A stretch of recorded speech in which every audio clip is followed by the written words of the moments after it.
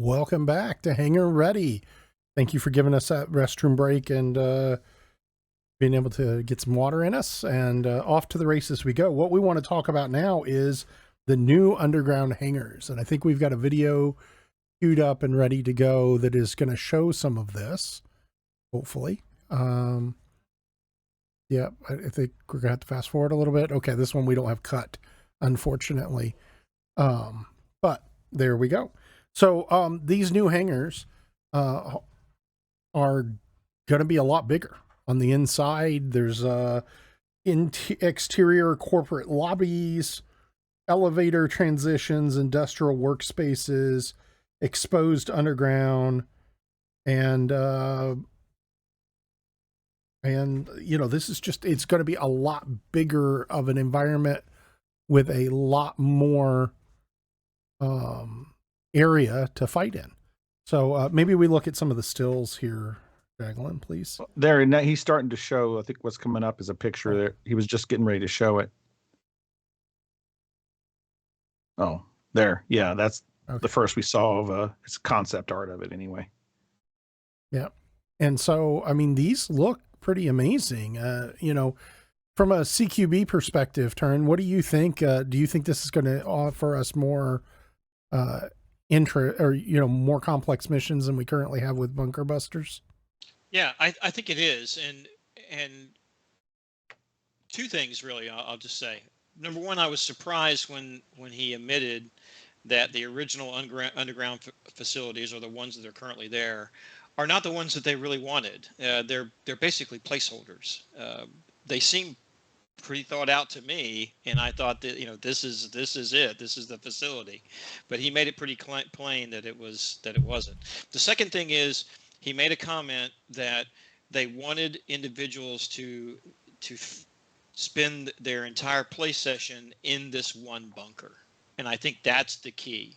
What we have to do right now is we have to go down. We do one. It's over in, depending 5 to 10 minutes. Well, there's some people in our organization that I'm just locking up the ship and turning the lights out, and he's already back up on the elevator getting ready to come up.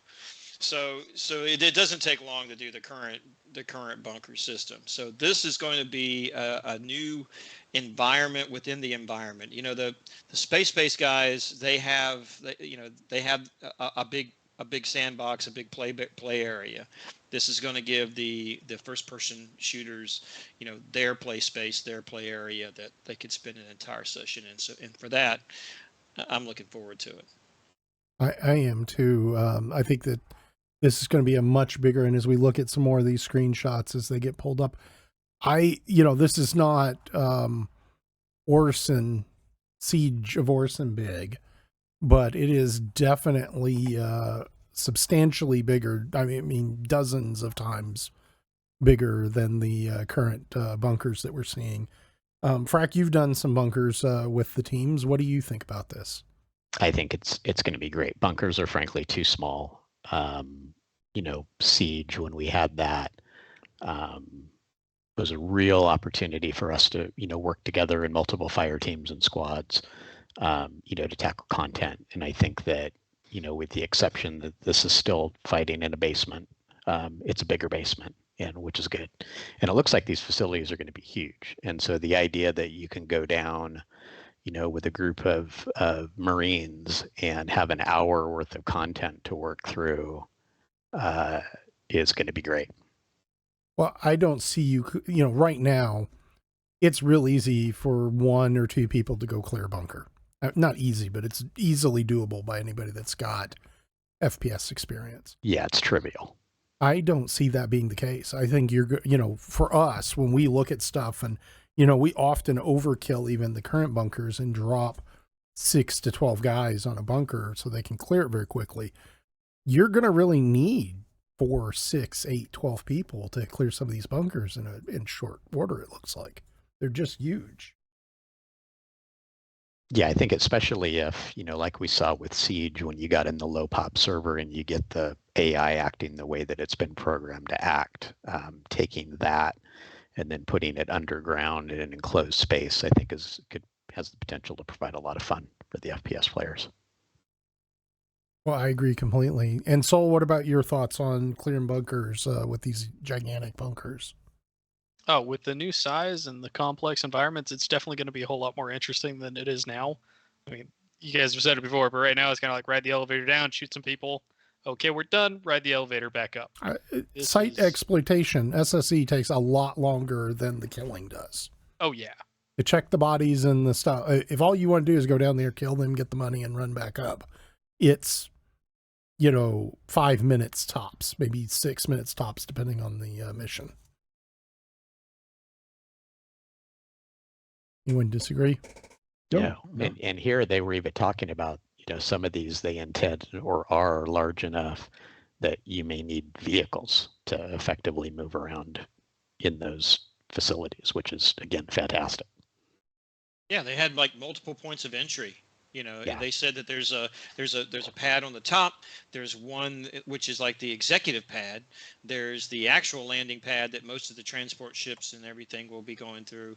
Then there's a little side for the vehicles to go in and out of. So I think it's not only for fire teams of 4 to 6 people, maybe multiple things like that, but you could have stealth missions, and there's a lot of different mission types that you could run in here: assassinations, data gathering, sabotage, info gathering. There's all kinds of things that you can do, even to the point where eventually potentially overpowering one of the guards and putting on the uniform, and suddenly, since it's a big facility and everybody doesn't know everybody in it, maybe you'll be able to walk around in one of the livery of the people who work there and get through some things.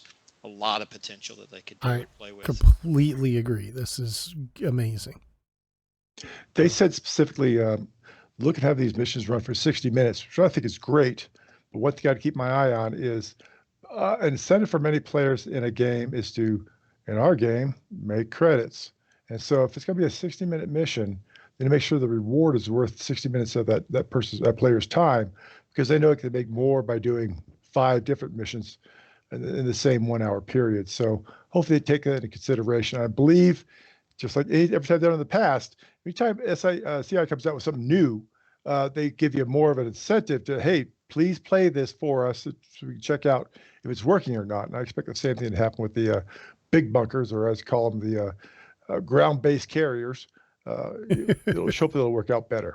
Yeah, without a doubt. I'm ecstatic about these things. These are going to be, it's going to separate groups of players that can work together as a team from those that don't.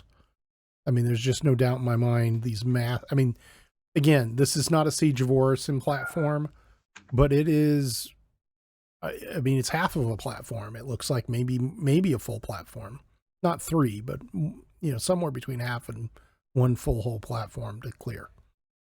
And that's hard to do with a 4-man team, in my mind. Nam, what are your thoughts? Well, these things are, they build it as replacing the bunkers, but they're a lot more than that. This is a complete blueprint for replacing any surface and underground facility. Any of your outposts. They talked about having cargo there, which basically means you're going to be. They had hangars to land your cargo ship in, or that's at least in the concept.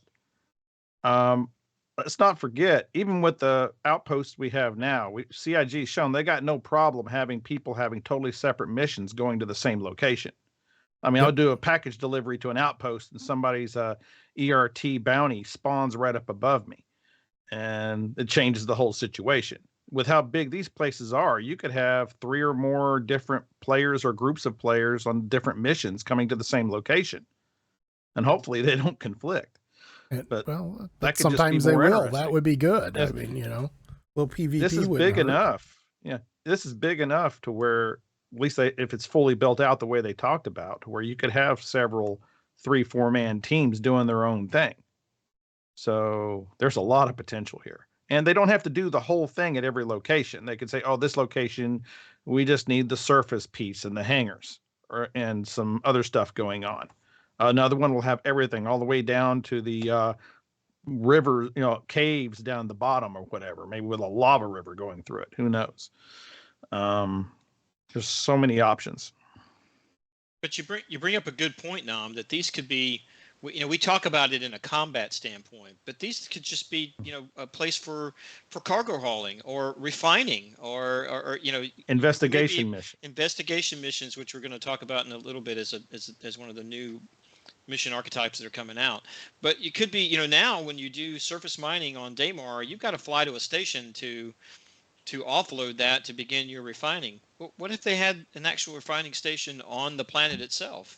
So there's a lot of potential for it.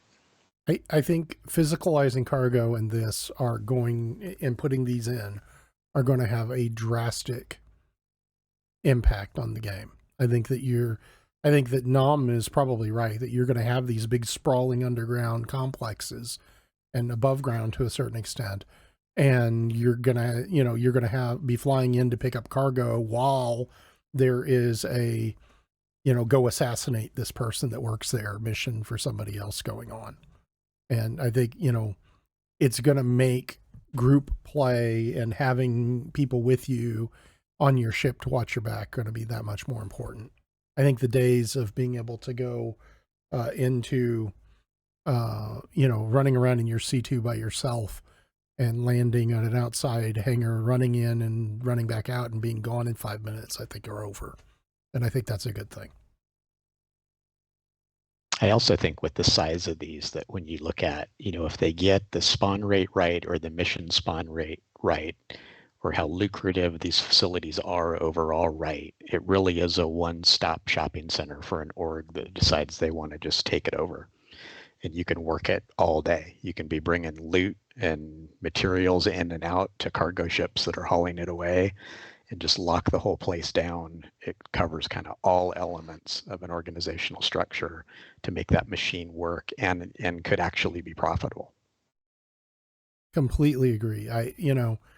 SSE is going to become important, a lot more important after the wipe, and what I mean by that is sensitive site exploitation. Right now, we don't really exploit sites a whole lot because there's not much need to. And we have a database wipe coming up. But as soon as that database wipe hits, being able to scavenge armor and weapons off of the enemy to sell and to use is going to become a critical thing. And I think as we start to talk about some of the private hangars, as we get towards the end of this, that being able to stockpile stuff is going to be important. So farming a mission or set of missions like this at a single location for hours would be very attractive to a large org. So moving on, let's talk about investigations. Nam, do you mind kind of taking point on this? Sure. Or did you not watch this video? Because you clarly watched it more closely than I did. I watched it. Yeah, they basically just went over investigations, which just to give an idea, they gave a brief rundown of the current mission types, but because these are the most complicated ones they have to deal with, and it's a perfect example of this would be the PI mission we have, which is where you get a sense that you successfully got something. The point is that it's called the PI mission. It makes a character feel like a detective. Is one of the things they had mentioned. It's you're meant to look for clues and interpret what you find. Same way with the current PI mission that's located at Kovalex. You're going around looking for terminals, and if you don't find all the bits, you can still finish the mission and submit it incomplete. But you'll get a slightly less successful ending, which is kind of cool. That there's more than just one ending to the mission, like it is with most of the ones now. But it gets complicated because they have to take the time to provide some background, some flavor for a location or during the mission or the person you're trying to get the information on. They had two pitches. The first one was a definite answer. For example, a missing repairman found dead, but that wasn't the one they used. The second pitch was to find pieces of evidence that support one of a few options, like with the current PI mission. More evidence means a better chance of getting it correct, just like with the PI mission, You get paid more. You might get an extra little audio bit at the end saying, thank you for all this. Here's a bonus. And also, and along with this is going to be using some of the mechanics we're familiar with and those to come for the information gathering, like using a med gun to aim it at a dead body and get the cause of death, which could be a key clue to solving the mission. But they're trying to find a balance between not spoon feeding all of it to you and then making it so obscure that you've been in games where the puzzle's so obscure or they didn't design it very well and you spend forever looking for the clue and it's just buried or just non-intuitive at all. So this is very complicated. How do they get that balance? And how do they make it scale? They mentioned that. I remember they mentioned that toward the end. How do you make these repeatable? Because right now with the PI mission, once you've done it, you can do it again, but there's really no feeling of reward when you do it because it's the exact same story every time. They have to make this scalable in that they got enough different paths made so that one can be spun up out of the blue and it will feel at least somewhat different and somewhat new. It's a great thing. It's like I just said, I don't envy the person who's having to balance this because it's a hard one to crack. Their investigation type missions are very fun, especially for those of us that love figuring out puzzles, but they're hard to make them repeatable and scale. Well, I completely agree. I'm not a big fan of the current investigation missions, but looking at this video, I'm pretty excited to at least try them out when they get the new systems in place. Jolly, what are your thoughts? Are you looking forward to this content? Oh yeah, I am. I think it's Kovalex on steroids. And Kovalex, as noted, the first time you went through and you did that mission, you probably actually bothered to read the computer screens. Yes. You realize in the end, it didn't matter. It was a matter of, let me find the computer screens. And once you do it a couple times, I know where all the computer screens are at. Quick 8K, I'm away. I'm out of here. And so that's it. I do like the fact that I think it's going to be more of a puzzle than Kovalex certainly was, in terms of you got to figure where you want to go next, who you want to talk to next, what's going to happen. There's a lot of things that are open there. One thing I do like about this also, this type of mission is you're going to have a lot of new players in the PU who all they have is a Mustang and that's it. Well, you can do this mission if that's the only ship you have. Just like if you have Aurora, you could at least do the delivery missions. You don't have to start off with a bunch of credits. You don't have to start with a big ship. I can have a smaller ship here. These are more missions that I can do with the small ship that I do have, my small starter. Completely agree. Frack, have you ever tried any of these? Is this even in your wheelhouse? I have, and why I don't do them now, I think would go to my opinion on this, and it kind of touches on the end of what Nam said, which is repeatability. I think that, the first run through on this type of new mission is probably going to be great. I question, once you've done it, how interesting it's going to be in multiple playthroughs once the clues are figured out. And how those missions are generated and how much variety there is. Are they all hand built? So once you do it once, that's the answer every time. I think that for me is the bigger question. I'll go do them the first time. If it's the same every time, I'll probably never do that type of mission again until there's new ones made. I completely understand. And Turin, are you a fan of the Kovalex missions? I'm a fan of anything that's not strictly combat related most of the time. The anti-frack. I am not the I don't mind doing the combat stuff, but I do the missions now where you have to go down and investigate a crash, and I have to in my own mind jazz it up a little bit because it's the same thing. You land somewhere, you run around the ship, you find the guys, and you go. I hesitate to say that is this potentially going to lead to questing within Star Citizen. I know it's a bad term because they don't really want to get into that kind of thing, but I have to kind of agree.